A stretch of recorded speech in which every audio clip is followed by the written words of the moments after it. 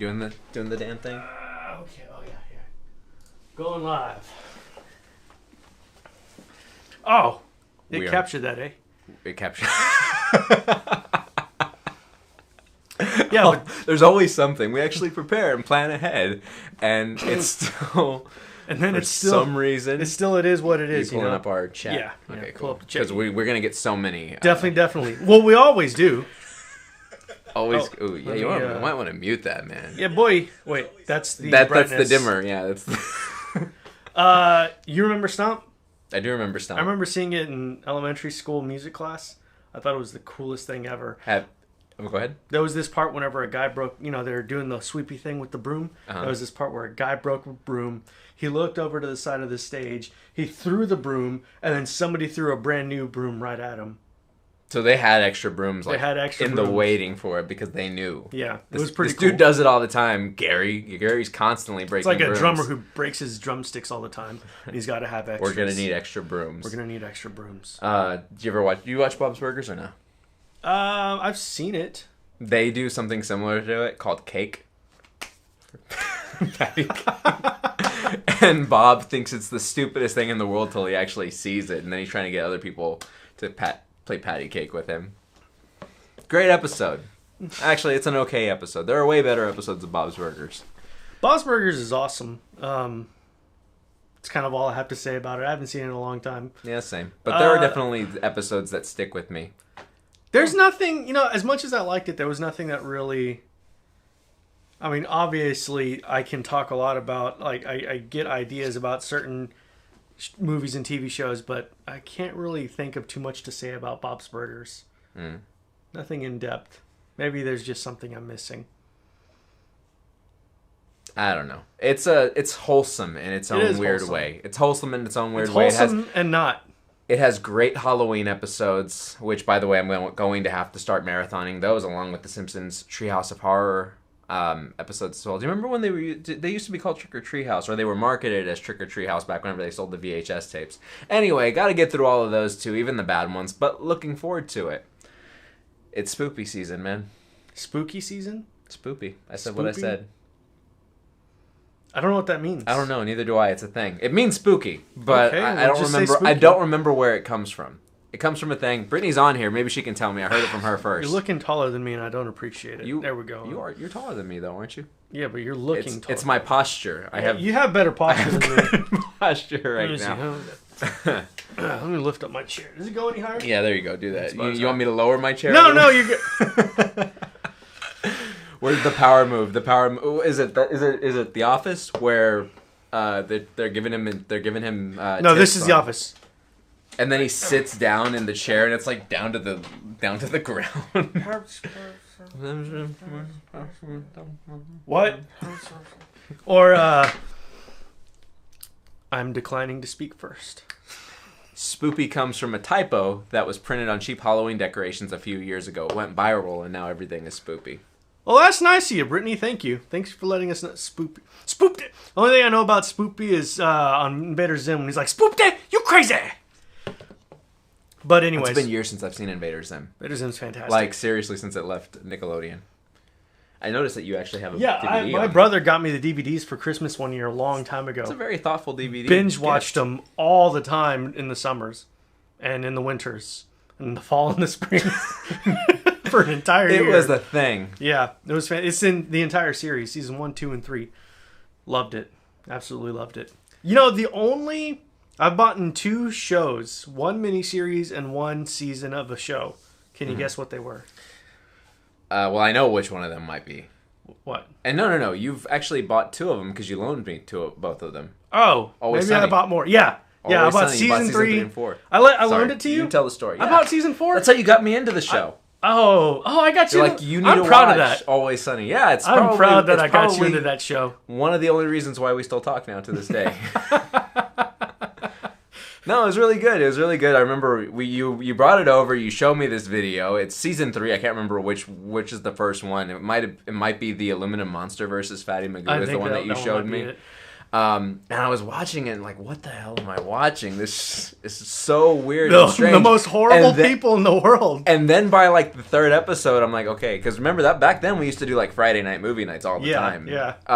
And so movie night one day was, And we'd get was a ripped couple on pizza. of- and Dr. Pepper. pizza, and Tostito cheese dip. What did we made like fake virgin cocktails. We were so hardcore. We were Yeah. really hard. It was we were 18. Yeah. The football players were doing hard drugs and cocaine and crap, and man, but we did our suicides with Dr. Pepper and Coca-Cola, and Good times. when we got crazy, we put Fanta in there too. I don't like talking about that. My girlfriend's watching. Fanta? I don't want her to know what I used to do. Yeah, we were hardcore. We've chilled out a lot in our old age. Let me Oh, ask yeah. you a question. Yes, sir. What do you do whenever your responsibilities conflict with your desires? Well, it's funny you should mention this because I was just watching a movie recently. Which movie were you watching? Really? That touches on this. Really? Yes, sir. I was watching Spider-Man 2. Me too. We could not have planned this any better.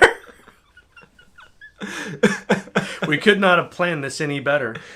Okay, so before we get into that theme, or before we get into the show itself, rather the movie. Yeah. What would I do personally? Personally, I've done it. Everybody faces that in their adulthood at some point, and to some degree, whether it's parenthood or the realities of like a career versus a dream that might potentially be considered unrealistic, something that isn't lucrative, something that you can't really pursue. It might not necessarily win out towards practicality. If you're taking care of a family member who gets sick or something like that, you hear stories from people like our grandparents' age and stuff like that. They dropped out of school whenever they were in high school because they needed to take care of their older siblings because their parent got sick or died or whatever, Usually, responsibility will always win out over desire. Usually. At least that's my take on it. What's yours? Well, let's talk a little bit about Spider-Man. Okay. Let's handle the light stuff, and then we'll do the deep dive. Now, I will unequivocally say Tobey Maguire is the best Spider-Man in cinematic form. I will die But hold arguing. on, best live action. No. Okay, who's better? Live action? Yeah. It depends on what we're talking about here, because I think that the other two are both better than him. I'm not saying that Andrew Garfield's in a better movie than him. I'm not. You know what? Okay, I think this. Okay, then I'll say this. I think Sam Raimi's Spider-Man character is the best Spider-Man, live action Do Spider-Man. you appreciate the kind of sad sack nerdiness, like that they just go full ham on with his version of Peter Parker? See, like what's the drive? The thing that I will argue against is that he's not a sad sack. You don't think he's a sad sack? I've never seen name one movie that is not like a horror movie or like a hardcore drama movie that treats their protagonists as horrible as they do treat Peter Parker in Spider-Man 2. However, so let's go down the list. So because he's Spider-Man, he can't deliver pizzas on time and he gets fired. Because he's Spider-Man, he can't be with the woman he loves. Because he's Spider-Man, his Uncle Ben died. Because he's Spider-Man, he's late to class all the time. And, whenever he drops his books, he gets slapped in the face with a bunch of bags incoming and whatnot. Which, okay, I'll admit, I never understood that part because you would think he'd have a spider sense, or maybe he's supposed to not use his spider sense in public. I don't know. But he does repeatedly. I guess so. He does repeatedly. Well, when it's life or death. I think that they just make there's a conflicting amount of writing between Peter Parker's depiction and Spider-Man's depiction in that film. You have Peter Parker extremely clumsy, like not just him being hit by other people and stuff like that, but falling over all the time, toppling, tripping, this, that, whatever. It adds to the whole, this guy's going through a rough patch, he can't seem to catch a break Yeah. in anything. But he never complains. He has emotional moments. But we're excluding Spider-Man 3 then, I'm assuming. Yeah, I'm talking about Spider-Man 2. Look, Okay. I don't count Spider-Man 3 just because that's not even the movie that Raimi wanted to make anyways. They forced him to have Venom in the movie, which forced him to make a bunch of poorly creative decisions. You're sounding in terms like a of Snyder, story. bro. Hey, if you want to defend Joss Whedon in Age of Ultron, you're more than welcome to do so. Anyway, continue. Anyways, so I like the character Spider-Man and Sam Raimi Spider-Man 2 because despite of all this, he never complains. Okay. Yes, he asks in the movie he asks himself the existential question, am I not supposed to have what I want? However, he never plays it off as he's feeling sorry for himself for the most part. He has his emotional moments, especially I think a great one is whenever he's envisioning talking to his Uncle Ben and deciding to leave the mantle of Spider-Man. He has his emotional moments for sure, which is great. And they hit hard because the rest of the movie, he's still just trying to get by and do what he can, which I like. There's nothing, as I reflect on the Tom Holland Spider-Man movies, I don't really care about that Spider-Man character all that much. Okay. Because his relationship with Tony Stark isn't very impactful to me.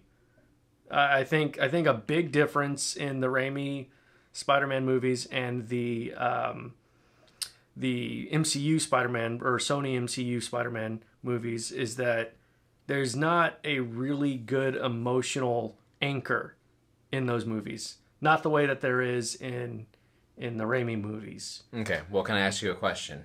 Yes. All right. So, have you ever seen The Good Place? Yes. Entirely. No, I haven't seen entirely. I watched, I think, through season 2. So, season 4, it's great television, but it gets pretty emotional in certain places because they're dealing with several, like, life-altering instances, life-altering moments. And there are a couple of times where the show is just going to naturally hit at your heartstrings. An episode affected my girlfriend completely differently than it affected me, and vice versa. One that I thought was a very emotional had little resonance with her. Not little, but had less resonance with her and didn't hit her as hard as it hit me. And when I was surprised about it, I talked to her about it, and she said, our own experiences form the way that we are that we are affected by things, how we perceive things, and how things emotionally resonate with us. So maybe to you, the more adult Tobey Maguire, Peter Parker, who goes through these challenges and who has to give up certain things that he's loved out of his life, maybe that does resonate with you more because it's more reflective of experiences that you've faced. Whereas maybe Tom Holland's Peter Parker, who's lost his father figure, who has struggled with a bunch of different challenges of his own, maybe that would resonate with somebody more who's experienced something similar to that. I see what you're saying, but I don't see it as explored as in depth. And that could be a byproduct of the MCU. That could be because it has to tie, and we talked about that last episode, it ties so much in with everything else. It also just kind of feels like it's a piece of a puzzle as opposed to his own real arc, Mm-hmm. I get where you're coming from with Raimi's Spider-Man. There are a few things that stick out with that series, or at least number 2. I watched it today. Yeah, I'll defend number 2. So I know that number 3 has, well, they all have issues. Number 3 definitely has a lot of problems. Number 1, or the first one, it's enjoyable. It's enjoyable, but I think definitely outright standout number 2 is the best one. I haven't seen number 1 in years. I'd agree with you. I thought Willem Dafoe was overacting like crazy from what I can remember in that film. Yeah, he was really hamming it up. But and not in like an Arnold Schwarzenegger, Batman and Robin kind of way. It was a little bit like he was still being serious, not just having fun kind of way. And people who say that he would be a great Joker, I don't know. He would need a really competent director to keep rein him, it yeah, in. to keep him To reined rein in. me it in. Yeah. But I will agree with you. Of those three, I seem to remember really liking number 2 as a kid. Number 2 today, whenever I watched it, I found it enjoyable. I didn't find it I don't regret watching it. I think that there are some movies that I can say that. I mean, Like Anyway. Doomsday. right. But watching it, it felt like a soap opera to me at times. A lot of, and when was the last time you watched it? A couple days ago. So there's a lot of inner monologue that actually happens out loud.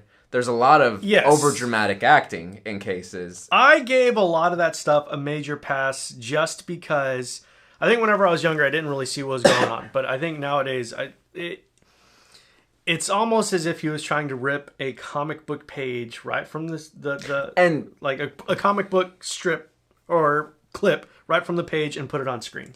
And if that's the case, we're ripping out very old pages because comic writing has evolved significantly since those days. Well, yeah, that where movie was came happening. out. No, I mean 2000 even before that. And I get it though, but it was definitely intentional. It wasn't something that was just done because it was bad writing or anything like that. It was stylistic and it fit throughout the Now, entire let's be honest. movie. Raimi's not like the greatest writer. He makes very enjoyable movies, but he's not. I think his style of writing really lended itself to doing that Yeah. in general. However, whenever I compare it to other movies, like Spider-Man 2 constantly gets is constantly on the top of best superhero movies of all time. I'll agree with it. I struggle with that because there are better superhero movies than that. X-Men number 2 is a great superhero movie that doesn't... Okay, here's what I'll say in defense of Spider-Man 2 comparatively. Spider-Man 2 feels more like a comic book movie than X-Men 2. What's his name? Singer? Bryan Singer? Bryan Singer, He yeah. was very obsessed with trying to make this movie as serious as possible and distance itself from the yellow spandex, source the blue, material. He tried to make it real world before Nolan did it with his Batman movies. Nolan did it better though, because Nolan's a daggum genius. Nolan did make it would have been better if Singer had just given a little bit more into the comic book. So source material. what are your top 3? I'll give you more leeway. What are your top 5 My top 5. You're gonna put me on the absolute spot greatest like this. superhero movies? I'll tell you mine first. Okay, go ahead. Okay. First, no, in no particular order, because I'd really have to sit down and think about this. But I think Logan, The Dark Knight, Daredevil. I'm sorry, I couldn't. Bullseye. Bullseye. I couldn't even keep a straight face with that. Actually, I think Doctor Strange is probably one of the best Doctor Strange is MCU really movies. good. I think Doctor Strange is really good. the best MCU. I was movie. surprised how good it was. Going back and rewatching it, there was a lot of things that I didn't pick up on the first time. And I was like, that's actually really good and clever writing. And then I think it has some of the best cinematography. They had a very good DP for that movie. Some of the images were a bit Snyder-esque, surprisingly. So you can say what you want about Snyder, but he Has a good eye. if you turn Snyder has down a the good eye. volume and just put some lo-fi music on, If you look, his it's really movies pretty. are gorgeous. They're absolutely gorgeous. So Logan, Doctor Strange. I'm gonna put Spider-Man 2 up there. I personally think it's a really great superhero film. With the asterisk, I'm keeping it in context with when it was made. I think Days of Future Past is up there too. That's 4. No, we'll keep it at 4. Okay. We'll be here too long. I'll do 4 then too. Okay. All right. So, Into the Spider-Verse. I was sticking with live action, but Okay. however, I think I'm that would be my 5. Into I the love that Spider-Verse is movie. like watching a comic book movie just on screen Definitely. unfold. And it has Nick Cage. X-Men 2, I'm adding the Suicide Squad there. I've watched it 4 times now, and it hasn't diminished any less in how much I enjoy it. Batman Begins is my number 4. My number 3. No, number 4. How many have I said? Batman Begins, Suicide Squad, Into the Spider-Verse, and X2. And X2, yeah. Okay, that's my number 4. Did you have a 5 on top of your head? Off the top of my head, number 5. I want to say something from the MCU, but I honestly can't think of one. Honestly, I'm surprised I had something from the MCU on it. I think by this point they're just so generic, and that pains me to say. Ragnarok is probably the most fun that I've had watching an MCU movie in a long time. But even that, there's some points that I would take out of it. So they keep it from being perfect to me. Do you count Joker as a superhero movie? I would. I'd call that more of a comic book movie than a superhero movie. Okay. Let's call it a graphic novel movie in the same vein of 300 or something like that. Okay. Because 300 wasn't a superhero movie, but it wasn't a graphic novel movie. Anyway, so I'm not going to add it. So let's kind of like dissect the choices that Peter Parker makes. Okay. So we've told you our feelings about Spider-Man 2. I love it. You're warm on it. That's it. Is that accurate? No. You're cold on it? No, I'm not cold on it. You're lukewarm on it. I don't need to watch it Your again. room temperature. I don't need to watch it for a few more years. I don't either. I'm good without watching it for a few more years. Spider-Man 2, it was entertaining to watch. But let's talk about one more thing, though. I think it had a great villain. Alfred Molina? Yes, as Doc Ock. I'd say he's the best part of it. The only part about Spider-Man 3 that I'm excited about and care about... You know, here's the other thing. I don't care... I'm not excited about any of the MCU parts of Spider-Man 3. No Way Home. I'm excited about seeing Doc Ock again, because we've seen that he's in the movie. And I'm excited about seeing Green Goblin again. And I'm excited about seeing Tobey Maguire as Spider-Man again. That's about it. If it's confirmed. Okay, so here's the other thing about that's annoying. I think they should just let people know. Because if he's not, then the fans are going to be disappointed. It's going to be like the way WandaVision ended and how people were super bummed out because Paul Bettany said something about a special guest for the finale. It's really annoying. And it ended up being him. Yeah. How vain can you get? That's what happened. How vain can you get? But yeah, so that and if he is, it's not going to be surprising. That's what we were expecting anyway. So they shouldn't be treating this I hope it's not just him. I hope Andrew Garfield shows up too. Yeah, I'd like to see Andrew Garfield. I don't think his movies were very good, but... I would agree. His movies aren't great, but he and Emma Stone had better chemistry than Kirsten Dunst and Tobey Maguire. Well, it's because they were actually dating in real life. Either way, it looked better. The two of dude, it looks like Tobey Maguire was trying to eat Kirsten Dunst's face, man. Bro, it was a different era. Okay, but you're saying this knowing that Batman Begins came out a year before Spider-Man 2. They were completely different movies, though. Yeah, but you can't just claim it was the era whenever it's still the only film that really falls into some of those pitfalls.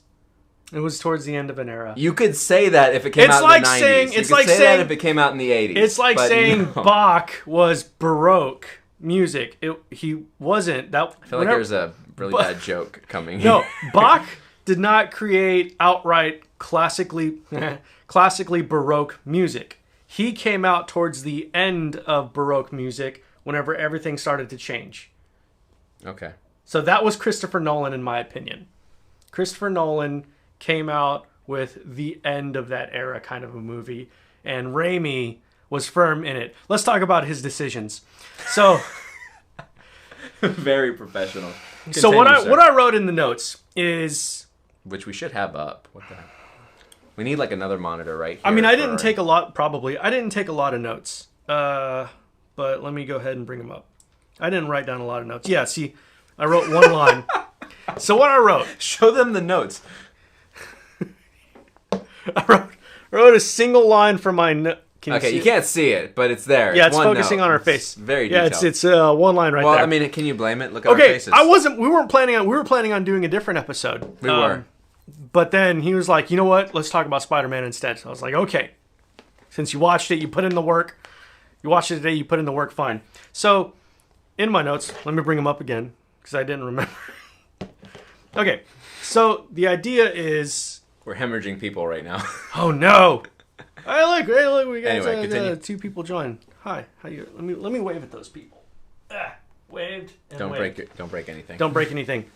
Oh man, they jumped right back off. Ouch. Ouch. YouTube, we're doing way better than it doesn't matter. Yeah, YouTube, we have a whole ton of people there. We've got So we've got 5 live- digits. do you live for yourself, or do you and obviously not 100%? Do you lean towards living for yourself, or lean towards living up to the responsibilities of your potential? And that's really the question that Spider-Man 2 really tackles. And it's one of the reasons why I like it so much. Well, in the first movie, obviously, one of the great line, he said the thing, is, no, I can't remember. With great power comes great responsibility. Great power. Don't say it. I'm sick of it. Jake Johnson is the best Spider-Man. Jake Johnson is the best Spider-Man. I'll agree with that. I love Jake Johnson. That guy's awesome. So, that is the great Spider-Man struggle. Does he live up to not his responsibilities, but the responsibilities of his potential?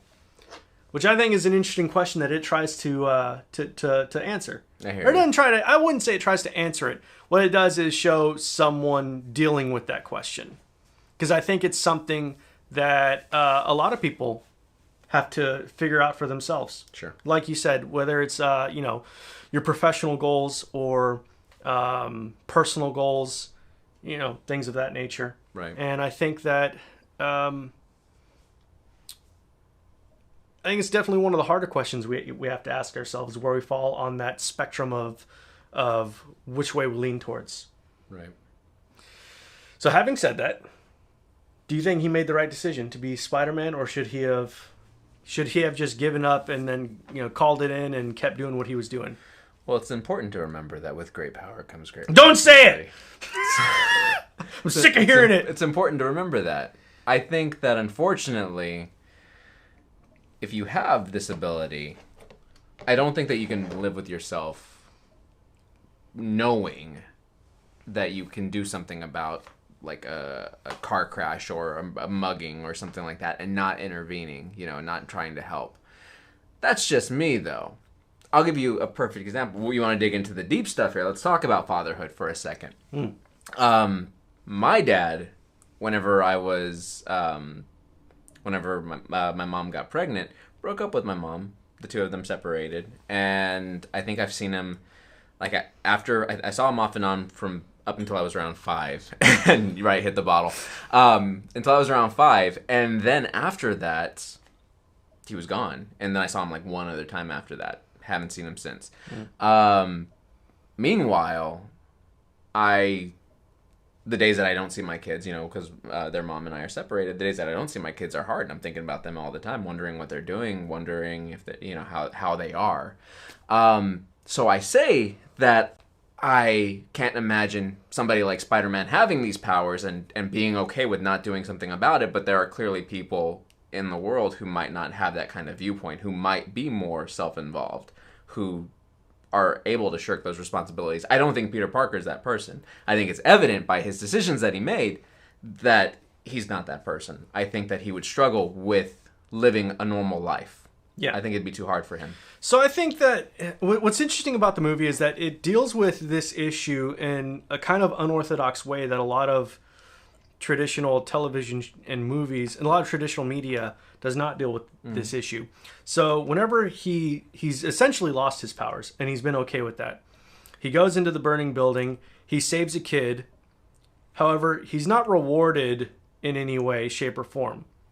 His reward is finding out that there was someone else in the building that he didn't save. And there's a few, off the top of my head, I can't remember, but there's a few other instances where he goes ahead and does the right thing. Well, he is Spider-Man and he's doing the right thing. He gets rewarded by getting fired. You're fired. You're fired. Wait, the ball. You're hired.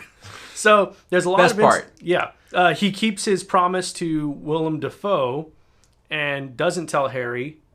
And his reward is getting slapped in a high society ball. So there's a lot of, That was the funny part. and I think that was kind of funny. Anytime Tobey Maguire gets slapped, it's hilarious. Apparently the crew really hated him. Especially, He's- I think every- it's well known now that the crew wanted to pay Joe Manganiello, whatever his name is, wanted to pay Manganiello. him Mangalet. Mr. Sofia Vergara. Yeah, he wanted a crew member wanted to. I think a grip wanted to pay him $100 to actually punch Tobey Maguire in the face. Apparently, people, and then Tobey Maguire. There's a movie where there's like these people who play cards. I think in Molly's Game. Molly's yeah. Game. Yeah. Michael Cera's character is based off of Tobey Maguire, apparently. A huge manipulative jerk. Like, I read an article written by that woman, like a piece about her poker game before she got arrested, or before she got arrested by the FBI, or she went to court and everything. Oof. And she actually talks about how, like, at one point Tobey Maguire would try to get her to bark like a seal for poker chips for her tip and stuff like that. That's funny. I don't know, man. Okay. When I say that's funny, I mean I would laugh at that bit if they did it on It's Always Sunny in Philadelphia. Okay, but you know that those are the worst people in the world. Because they're the worst people in the world. And he sounds like he's one of those people. In reality, Tobey Maguire seems like a horrible human Yeah, being. he sure does. And I wouldn't want him anywhere near my family members, apparently, because... Yeah, right. Ugh. So yeah, so the slap was awesome. I should have rewound and watched it again before coming over. I bet Raimi put that in there because he heard about this story. He was like, you know what? They're right. He needs to be taken down a notch. Franco was only supposed to get slapped twice. Franco was only supposed to slap him twice in the film, and he goes... He only slaps him twice. Oh. Well, he was only supposed to slap him once. And he's like, That's hell with probably it. How many true. more times am I going to He's get like, to you do know, this? let's get method with it. I'm going to slap you again. Franco is method, so I wouldn't be surprised. Like, I was in the moment, man. It's like that moment, the scene where Michael Cera gets hit in the face with car keys in Scott Pilgrim. The scene where John Malkovich gets hit with a Coke can by an extra who says, "You suck, Malkovich," and throws it as he's driving by when he wasn't supposed to, and got paid because they actually used a speaking line from him in the film. The moments where actors actually got hurt on camera. I love them. Yeah, definitely. Why not? They get paid well enough usually, as long as they don't blow their money on stupid things. Looking at you, Nick Cage. Didn't he buy a dinosaur? I think He so. bought a dinosaur? Dinosaur bones?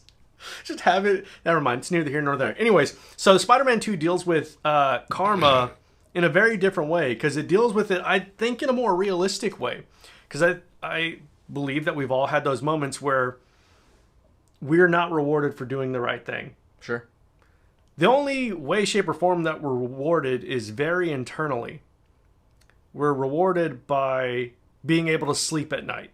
However, that sometimes, depending on what the consequence was of the decision, that can, in the short term at least, end up being very little consolation. True. So what do you think about the way they handled this, in my opinion, a little bit more realistic take of doing the right thing in the face of just kind of still getting beaten down no matter what? I think that's one of the more not memorable, admirable aspects of any superhero. You like when they're humanized, and you like that when you can see a bit of weakness in them, because that's more along the lines of everyday humans. That's more along the lines of what you and I face every day, of what any random person off the street faces every day. And it's not like Superman, who is good inherently and who is all-powerful. There's that saying that Superman can't be brave. He can't, because he's practically indestructible, unless he's going up against, somebody I've never heard that saying. with a kryptonite arrow or spear or whatever it is. And he has the ace in the hole that Martha is his mom's name. Never mind, I'm not even going to do so. Don't say it! But with Spider-Man has always been kind of the more everyman hero. The fact that he gets beaten down but always gets picked up. We talked about Into the Spider-Verse very briefly. That's something that they really highlight in the scene that they're beating a teenage boy senselessly. You got to get up, Miles. No matter what, every time you get hit, you got to get back up. And they're wailing on this kid while he's clearly not able to get back up. And that's his arc. He figures out how to get back up despite everything that life throws at him. I think that in that regard, it's at the time, I will say this, at the time it was a refreshing take on superheroes because we hadn't gotten anything what, like Spider-Man that. 2? Yeah. Oh, okay. It was a refreshing take on superheroes at the time because you didn't really get anything like You know, that. I think that's what I like about Spider-Man in general, the character Spider-Man the most, is because he kind of does represent a very ordinary person. Yeah. He's not an alien. He hasn't been to space. He's not a billionaire. In general. He's not a billionaire. Not talking about the MCU. He's not a billionaire. You've been to space. He's just a very ordinary guy from Queens, and growed up about as, other than the fact that he's an orphan. Other than that, very ordinary.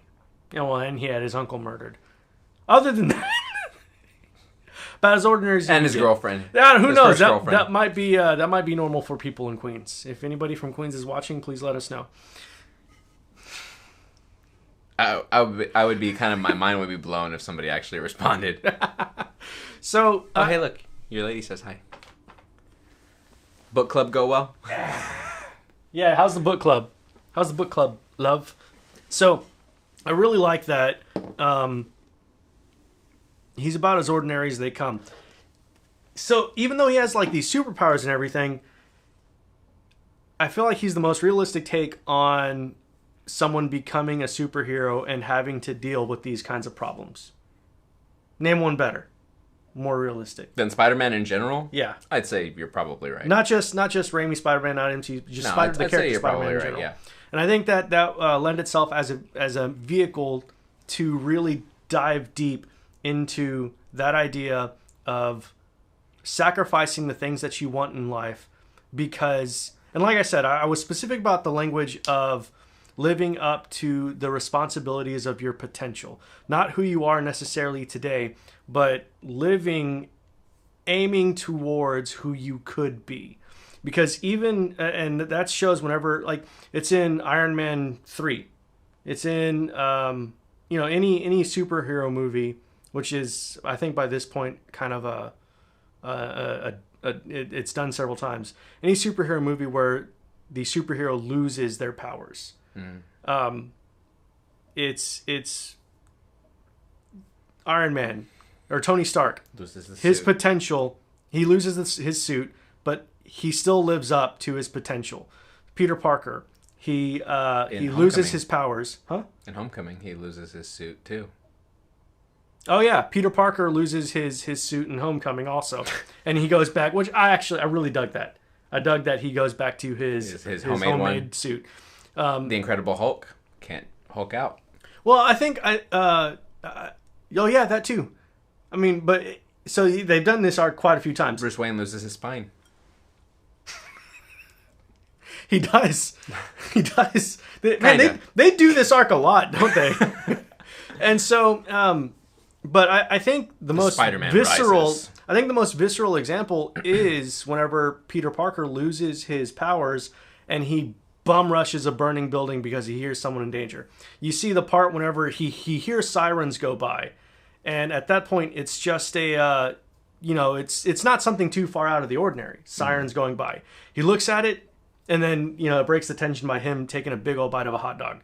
However, whenever he is faced with a very real situation, knowing that he doesn't have, nothing's making him special at this point except his decisions, and he chooses to be Spider-Man despite the fact that he doesn't have anything that makes Spider-Man Spider-Man.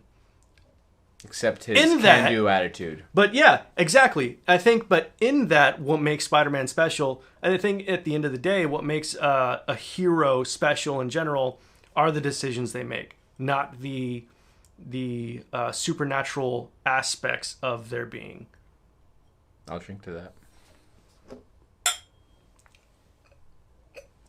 So having said that, I think that most people who have experienced, and so there's the idea. Tingles on my tongue. It doesn't it? Never mind. So there's this idea. Let me know where you land on this. Okay. Hold on, I'm up in the air. there's this idea that a person cannot become a full-fledged adult until they've actually had a child. Not that they become a full-fledged adult, but that they don't possess the potential to become a full-fledged adult until they have a child. I don't know if I don't agree with that.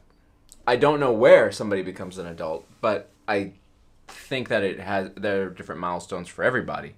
Otherwise, you have, for one, not everybody procreates. Not everybody has a child. Not everybody creates offspring and raises somebody else. Now, there are different... I guess it would depend on how you define adulthood. And is it I think in the context... Let me contextualize where I think that this idea is trying to aim at. To contextualize, becoming a full-fledged adult is the act of understanding that no matter what, there are some things that you cannot be selfish on. But even then, I mean, there are parents who are entirely selfish individuals. I agree. That's why the quote is not saying, or the idea is not stating that you do become a full-fledged adult whenever you have a child. It's just that you can't become one until you have. Because I've seen plenty of utterly selfish parents. I mean, there was the girl on TikTok who was arrested. There's a girl on TikTok who was arrested during a live because she left her 4-year-old son at home to go get beer or go on a beer run. Details of that story might be a little bit... she says the book club went well. That's fantastic. Happy for you, love. I feel better knowing that. Me too. Thank you. Hello, by the way. I know you didn't say hi to me, but hello. Hope you're doing well. Hope you're feeling well. Hope you're resting up. Definitely. Yeah. If she's even there, she might not be the one person who's left. Who's to say? She already went dark. Oof. So to contextualize, yeah, it's not saying that you do become an adult whenever at that milestone, but it lends itself to expanding the potential to become. I will say, I'll agree with that. I'll agree with that in that sense. I don't say it's the. I won't say that it's the only scenario. I won't say it's the only milestone to reach to become an adult. I will say, in my experience, that it didn't happen until I became a parent. Granted, I was 21 whenever I became a parent, so. I mean, it was still older fairly than some young. people, younger than a lot of, or still some fairly people. young. In this day and age, I don't know. Like parents, still fairly young. So it didn't happen until then. When I was like, oh god, insurance. That's a thing that I need. Yeah. Yeah, definitely. Electricity, rent. I got my wisdom teeth taken out recently, and I was really glad to have insurance cover 80% of it. I made a joke to my kids the other day. I said, hey, I just paid rent for another month, so we're still good on not getting kicked out yet. And it's, for my personal experience, that was what I faced. And obviously the person who stated that had something similar happen, that they didn't know what living life was like for somebody else, or they didn't feel like an adult until they had to, prioritize something else or someone else above themselves. I don't think that that's the standard, though. I don't think that you have to have a child to be an adult. I know that if I have to take care of, like, say I'm a single hot young stud, right, and I'm like the only person that I gotta take care of, and say, right, with the exception of my ailing sick mom who is bedridden, and like I live to take care of this person, yeah, that might be some form of parenting, reverse parenting at that point. But yeah, that. Well, it's an enormous amount of responsibility, right? And that's kind of, and that I think that's getting to the, because me personally, I kind of thought that before I learned of this general idea, because of the tremendous amount of responsibility that goes into making. I mean, whenever a baby is a baby, they need to be tended to constantly.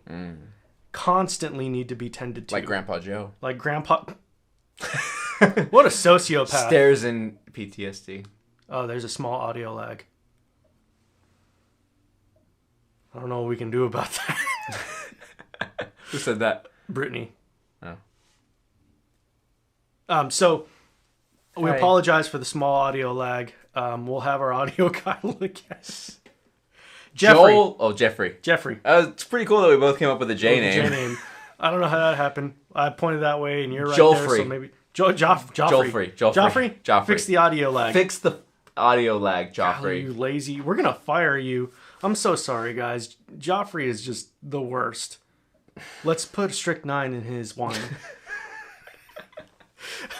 So I think that I had this idea before I learned that it was an idea that people had, and I lean to agree because there's something to being wholly responsible for another human life. Yeah, people have dogs, and I know that there's people who are like, oh, all they need is a dog forever, and that's fine. I'm a dog person anyways, but that's fine. Everybody has their own choices to make on that front. If it's a cat, though, you got a problem. If it's a cat, you have a problem. I'm actually a cat person. You have a problem. You need to get help for your cat problem. So I think that there is something to the responsibility of being wholly in charge of someone else's life. Sure. And I think that that's something that does, and be it you're caring for, someone who can't care for themselves, whether or not that is an elderly person or a physically challenged person or a child. Your mind, when you become a parent, your mind is rewired. I think that whenever you take that kind of responsibility for something, regardless of whether or not it's a kid or a different situation, I think just a child would be the most broad and generalized. Your mind is rewired. You're rewired to care for somebody else. I think that's kind of the same thing like Gilbert Grape. What's Eating Gilbert Grape? Sure. He grows up a lot in that movie, and he has to grow up a lot really fast. He has to be, in that sense, he has to become a full-fledged adult much earlier than a lot of people do. And I think that there's a certain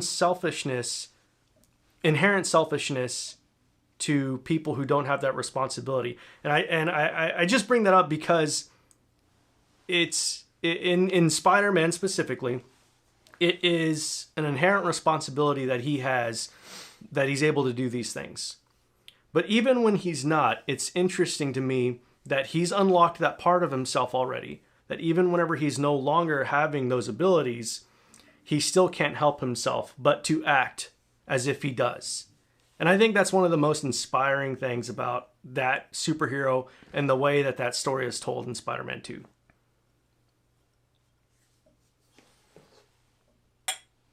Wait. I gotta hold it from the bottom so it rings out. In a few seconds, y'all are gonna love that.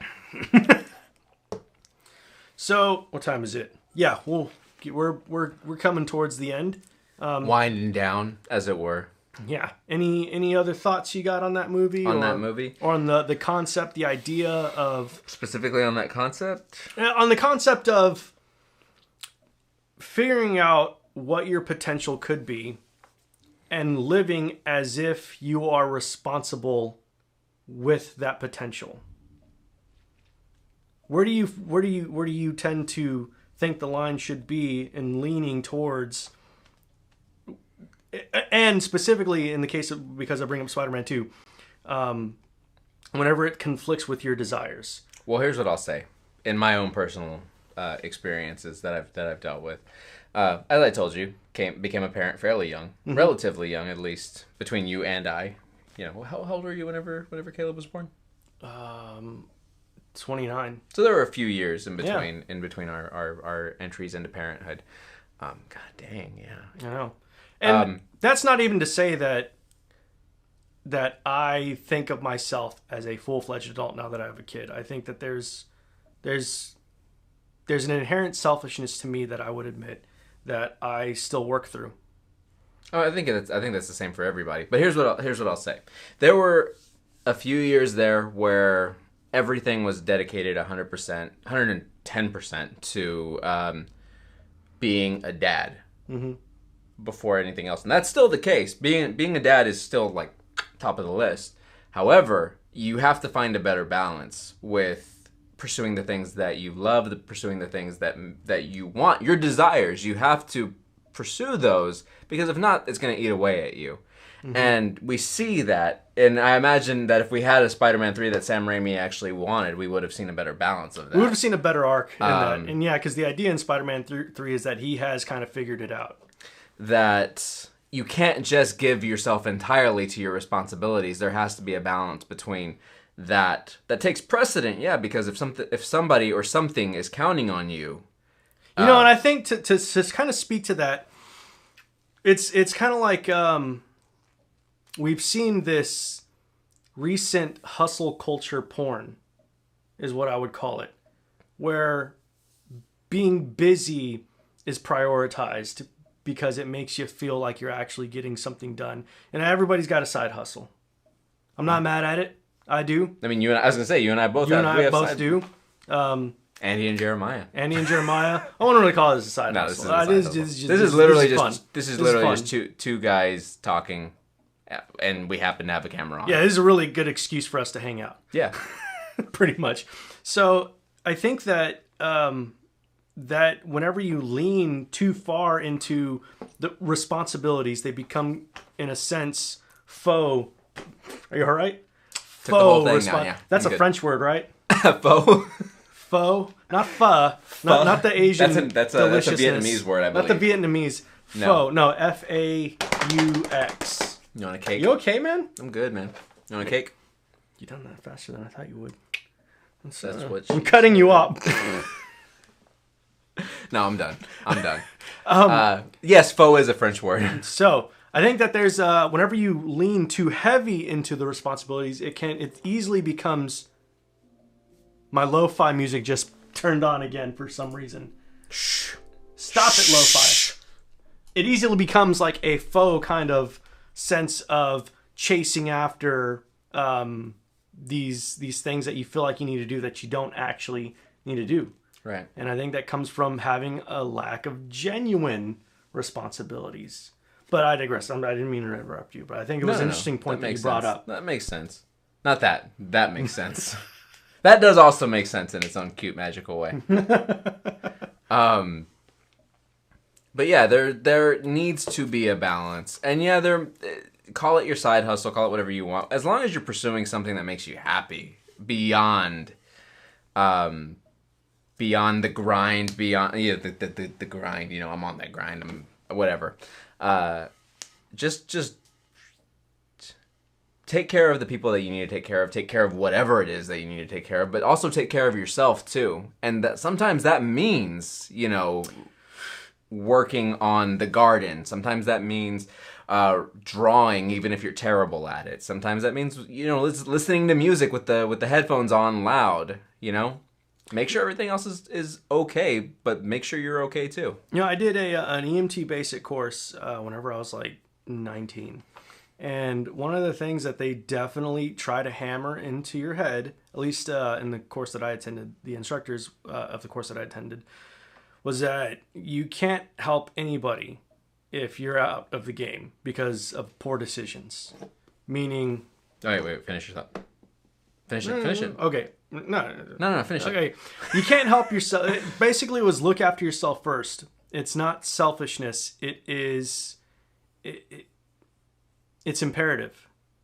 You have to make sure that you are good to go.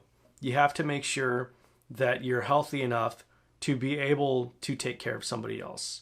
That you're healthy enough and willing enough to be able to save someone's life. Meaning, you know, I think that in America we have, they call the firefighters tend to go into a burning building before they should. And that's resulted in the death of a lot of firefighters. It's what they say it's called the hero complex. And, you know, I think that's the unhealthy balance towards responsibility. And I'm hesitant to call it the unhealthy balance because I think we all understand the urge of trying to do what's right. Whenever there's such an urgency. And with something like that, people don't have time. Whenever there's a burning building in the mix, people don't have time to wait. But there's always a healthier time to make certain decisions that will ensure that you're not out for the count whenever it really matters. Shrine of Mad Laughter says that it's self-preservation, and I would agree. You need to take care of yourself. Absolutely, 100%. Because if you burn out, and I hate to use that, that's probably really poor juxtaposition against the story that you just said. If you burn out, you're not going to be of any use to anybody anyway. That's the sad reality of it. And if you have to think about it that way in order to take care of yourself because you have this drive to help somebody else so much, then look at it that way. And if you don't have that drive and you lean wholly into self-preservation, you're also still not much use to anybody either. And with that, I think I'm wrapped up. I'm wrapped up as well. That was a very, very poignant episode, I'd say. Yeah, thank you guys for sticking with us. Look forward to seeing Doc Ock in Far From Home. Definitely. I'm going to watch it. I don't know when, if I'll see it in theaters or pay the $20 to see it on Premiere. I don't know what it is. I don't know what it is, but Premiere Access seems like a lot. I agree. It just seems like a lot to me. Well, it's because I'm already paying for the service. It's because we're getting HBO Max movies for free. I think that's what it is, and I like it. Mm-hmm. I'm not mad. Put it up there for 30 days. Take it off. Give me 30 days to watch it. I've already seen Suicide Squad like 6 times. Like I said, I got my wisdom teeth removed. I watched Suicide Squad a lot, and excuse me, I will say this: The Expanse, fantastic. That on Amazon Prime? Yes, I watched the Suicide Squad a lot, and I watched The Expanse. The Expanse is an incredibly fantastic show. And if you care, it's actually decently diverse. No, I do care. It is a Thomas Jane is in it. Tom Jane? Dude, he's my favorite character in the show. I just want my kids back. He's Arrested Development reference. He was in Arrested Development. Oh my gosh. Oh man. But anyways. Okay. Anyways, signing out. You're a Scott Pilgrim fan. No vegan diet, no vegan powers. No vegan diet, no vegan powers. I love that. He's the best part of that movie, hands down. I'm gonna punish you, probably the Punisher. He never says that, but he does say whenever Travolta's like, "You killed my son," and then you hear the explosion or the scream, and then the explosion. He's like, "Both of them." You're so punished dramatic now. Yeah, likely the Punisher. The Punisher. Consider yourself punished. Anyways, check out The Expanse if you get a time. If you're looking for a new show to watch that is Game of Thrones / the 100-esque. I do like the 100, and I used to like Game of Thrones. I liked 100 until they left Earth. I didn't watch up until that point. Hated the last 2 seasons. They're off of Earth the last 2 seasons? Yes. But the whole point was that they were sent to Earth. They were, but they leave Earth because they screwed over so many times. Then Earth becomes uninhabitable. Again. And then they have to go find a different planet. They find a different planet, and bad things happen again. And then it's the last season and how it ends is just garbage. I'm actually getting like bored by the concept that you're explaining right now. It is garbage. Stop at I think the third to last season. Whenever they leave Earth, that's a good ending. That's it. Wrap it up because the last 2 seasons are We need to do an episode of where to stop watching shows, like where the show should have ended. We need to do an episode. We do need to do an episode of that. Well, we are transitioning into a little bit more content like this, where we discuss themes rather than just news. I prefer pop culture news. I like it. I think it's definitely more in our wheelhouse because, especially now, I just don't care. I don't care that much about what Shang-Chi is going to do in the box office. I don't care. It's going to make money either way. So some at least. It might lose money. Probably not as much as it would otherwise make, but yeah. I think 100% in this day and age, what a movie makes in the box office is kind of irrelevant. I think it's pretty irrelevant. Definitely the Suicide Squad didn't do great at the box office. If it weren't for the and it was pushback, amazing. if it weren't for the pushback that the move got last year from the creatives and from the movie theaters, the theaters themselves, everything would be digital now at this point. Yeah, because the studios have actually been looking for ways to. So get you're saying if it wasn't for for China, pretty much. Yeah. So well, we can say that. If you have, to our incredible and not just incredible, but our large audience. Yeah, all if you have any ideas, might be of our biggest night so far. If you've seen something that like this episode was based off of a single line from an idea from Spider-Man 2. So if you have an idea or you think that there is a theme in a movie or a TV show that you find interesting, definitely let us know. Comment, DM, whichever. Because slide into our DMs. We really like those deeper themes in movies. I think most people who are very into media in general are into it because of those deeper themes. If you want to go deep, slide into our DMs. The end. You watch New Girl? No, I don't watch New Girl. There's this part on New Girl whenever Schmidt is like, are we stuck on the door metaphor? Because I feel like it's more like sliding past drapes. I want to go ahead and... good night, you guys. Y'all have fun.